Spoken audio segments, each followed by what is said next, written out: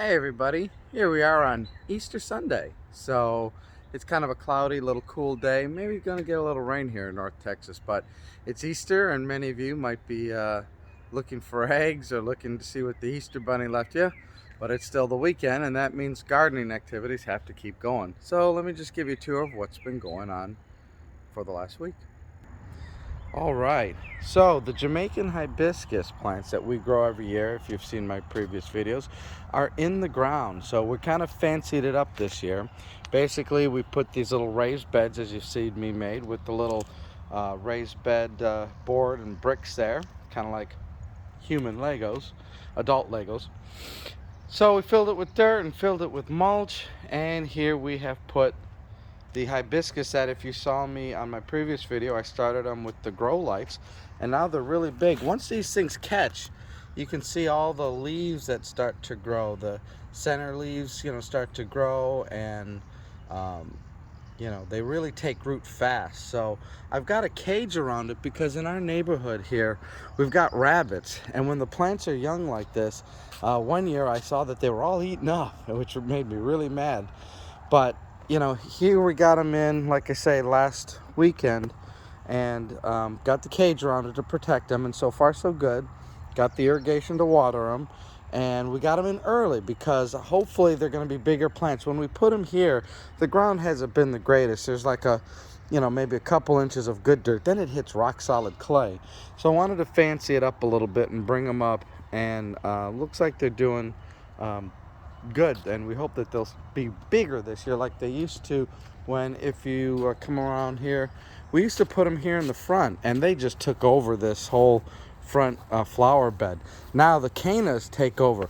Boy, these cannas grow. They're like a rhizome or like a ginger root in essence. They just spread, as you can see, all over. And if it gets too much, you have to pull them. It's the only thing you can do. Now you can pull them and take those pieces of like ginger root and give them to your friends, or go plant them somewhere else and they'll grow. But yeah, they just take over, and they started to intersperse with the elephant ears here, which are starting to come up. So I kind of pulled them as much as I can because I want the elephant ears here and the cannas stay here. And then I had a cardoon too up here, and I moved him over here. So hopefully the transplanted cardoon will take off.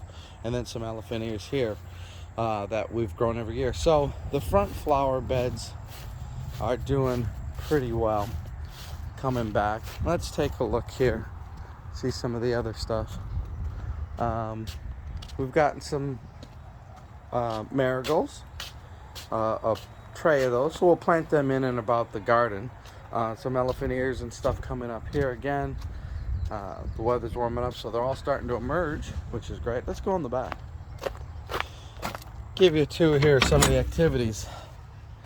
So I've kind of leveled off this bed here because it's starting to get sun now. This is on the shade side of the house.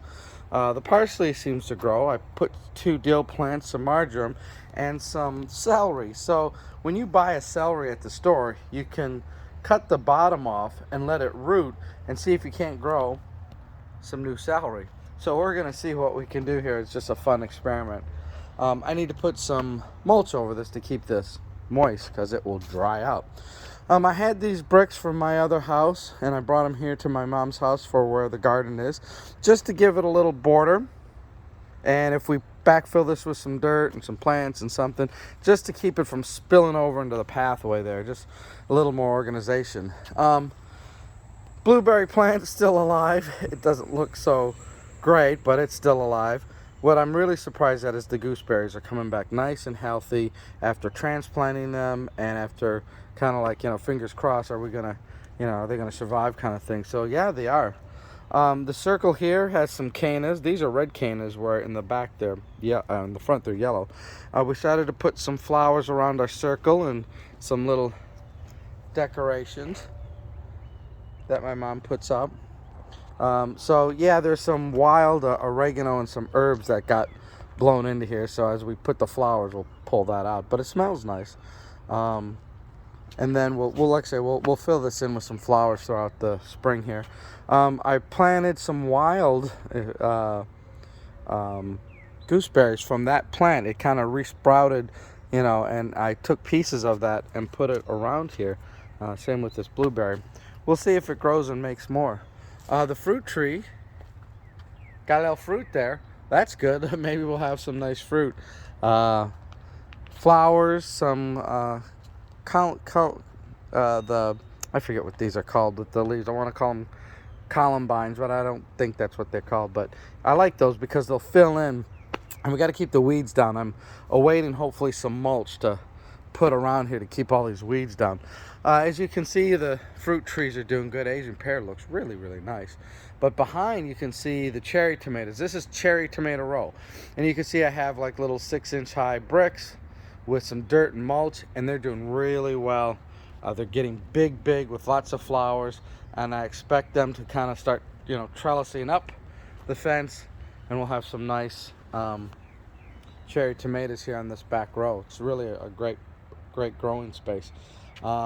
There's some artichokes there that you can see that I planted, growing really well. Took right to it. This is really good dirt here, I gotta be honest. Same with one over there. That's why the weeds grow. On this side, flowers are being planted. I have some extra Jamaican hibiscus, and that's kind of back up in case any of those died.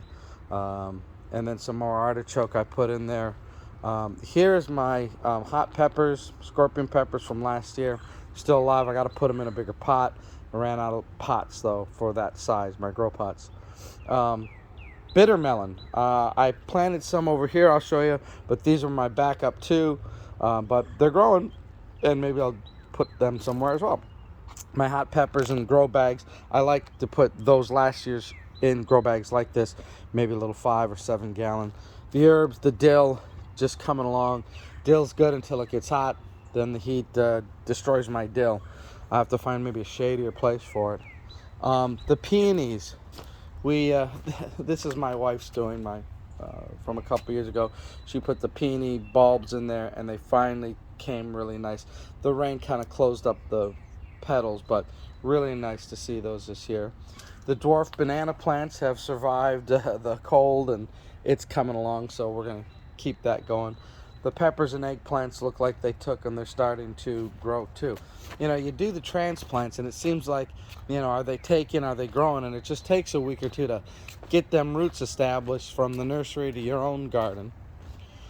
Let's walk back here. We're growing loofahs, so let me show you this. So you've seen our garden, and we usually had these garden arches. You know, they're not expensive. We got them at Aldi's. But my mom had one more that I finally built, and I put these 3 together. Now what I need to do is get this conduit, as you see here, because my attempt is to make a tunnel. A tunnel of what? A tunnel of loofahs.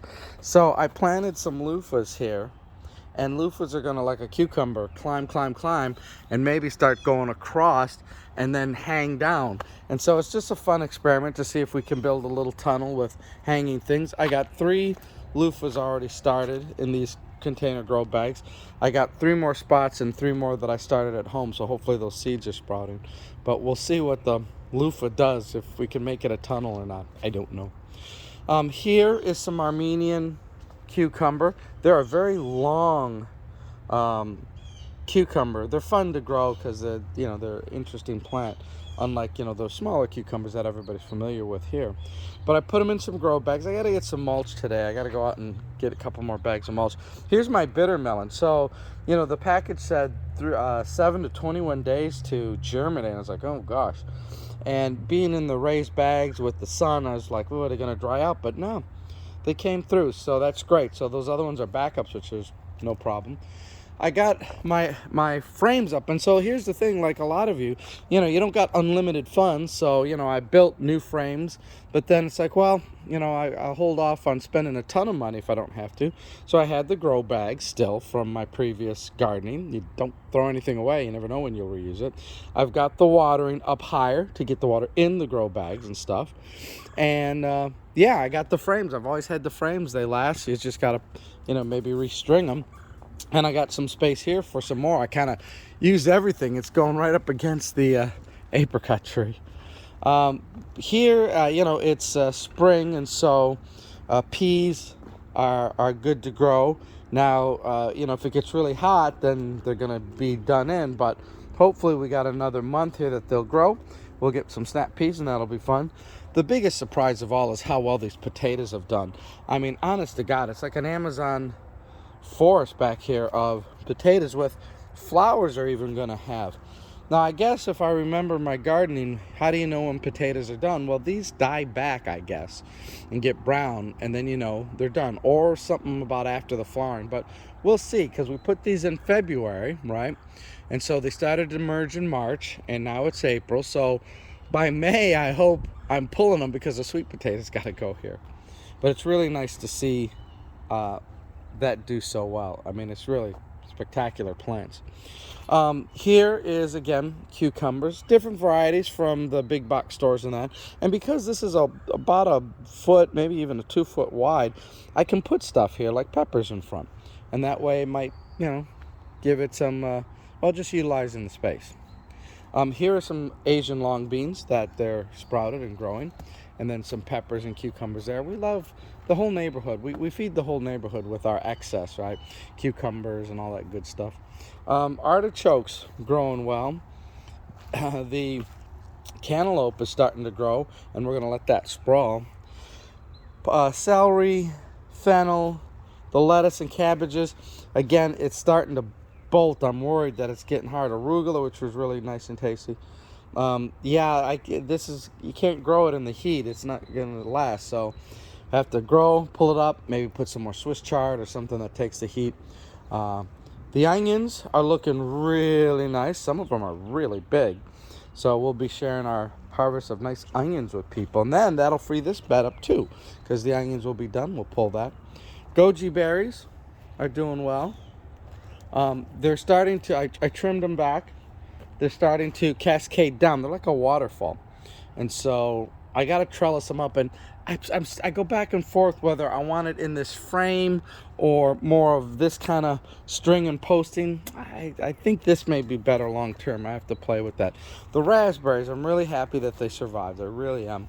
I was worried about those, but they're starting to emerge, and that's great. Back here, the zucchini are starting to flower. Strawberries, I got to clean it up with some of the weeds that got into some of the strawberries here. The tomatoes, all weekend I strung them up because they're getting big now, right? They're starting to catch. I tried to trim some of the suckers to keep them going up more. I don't want an Amazon. I want, you know, strings of tomatoes. This grass is coming right through the mulch, right through the cardboard even.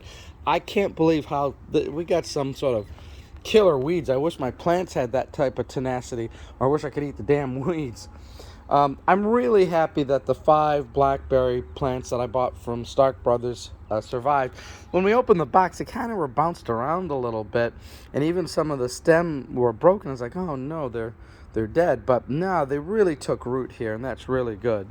The older blackberry plants are doing really well. They've been flowering, and now you've got little blackberries. We're gonna have a pretty decent harvest, even though we had, you know, a cold winter that I was worried it stunted the growth, and some new stalks are coming up, which is nice to see too. Back here, these tomato plants are really, really strong, and same with these pepper plants. So I'm, you know, started to string them up. They're just getting that height that I can string them up a little bit more and tie them up. And our corn in the container. Each container has 4 corns, and that's growing too, and that's nice to see. I've never grown corn like this before, but I've seen it done successfully. And the fence is getting old, so us and the neighbor have to fix our fence this year. This is the old sunchoke bed that, you know, they're starting to pull up, and it's too much back here. There's too much of this, and you can't walk it. I gotta pull the sunchokes and put them somewhere else. Maybe behind the fence there, let them grow there. This is the Swiss chard here. So hopefully these little green things are not weeds, but Swiss chard going to emerge. Same with here, and some perpetual spinach. That should take the heat. These older blackberry plants, I really want to move them, but I haven't had an opportunity. These 2 I had cut back, and they're kind of resprouting. These 2 I really want to dig them out and put something else here, because I don't like the positioning here. and then the tomatoes and that. The biggest thing that I'm facing, like I mentioned, is the weed management. God, it's killing me. And the mulch should keep it down, the cardboard should keep it down, but I'm thinking now I might need to put some sort of weed barrier cloth in and out of these rows. Like I put here and then put the mulch on top, and the weeds are gonna just be unbearable and be too much, and I gotta do something. I don't want to put a bunch of poison and, poison the ground or nothing, but I need to really do something. So I'll try to find some nifty ideas. If you have ideas, put them in the comments of how you might control your weeds with something other than mulch, or I don't know, something else. Vinegar kills them, I know, but hell, I'd need a whole industrial thing of vinegar to go kill all this stuff. But anyways, this is gardening, folks. It's always a challenge. You're always fighting against Mother Nature to do things. Our neighbors are starting to come out and do stuff, so they've come and visited the garden too.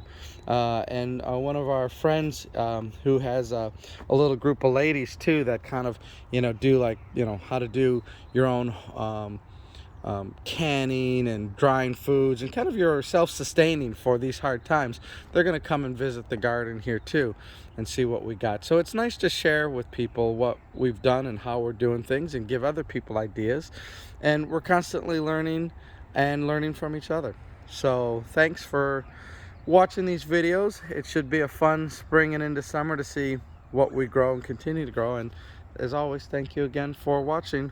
We will talk to you again, and happy Easter. Bye-bye.